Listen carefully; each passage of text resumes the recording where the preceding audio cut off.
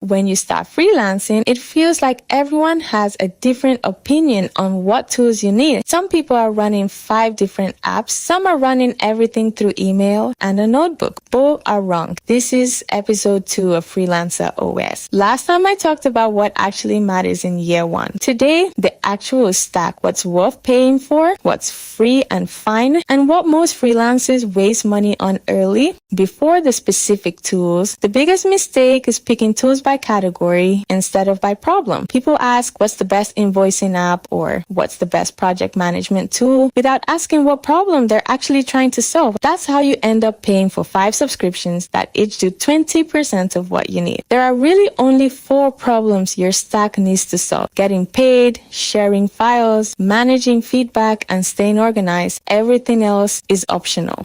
For getting paid, you need 2 things: a way to invoice and a way to actually receive money without losing a chunk to fees or dealing with a client who forgot. Early on, a simple invoice, even a template, is fine. What actually matters more is having a payment link a client can use immediately, instead of bank details that get lost in a thread. The freelancers who get paid on time aren't using fancier invoicing software. They're removing the number of steps between work is approved and money moves. This is where most freelancers overcomplicate things or under tool completely. We transfer links, expire, email attachments get buried. Google Drive folders turn into a mess of final V2, final actual. What you actually need is one place a client can go to see the current version, leave feedback, and approve it without needing to create an account or download anything. If a client has to sign up for something just to look at their own project, that's friction you're adding for free.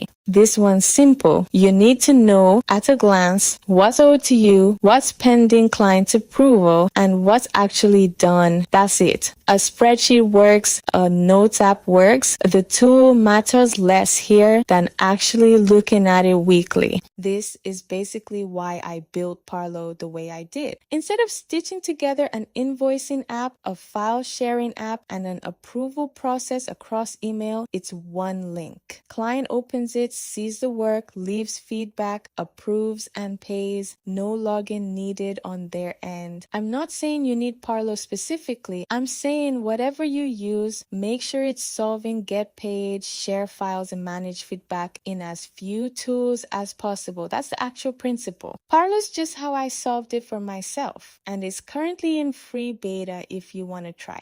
So 4 problems, not a pile of apps: get paid, share files, manage feedback, stay organized, and pick the fewest tools that cover all 4. Next episode, we're talking pricing, how to actually price your work without guessing or racing to the bottom. Subscribe if this is useful. See you in episode 3.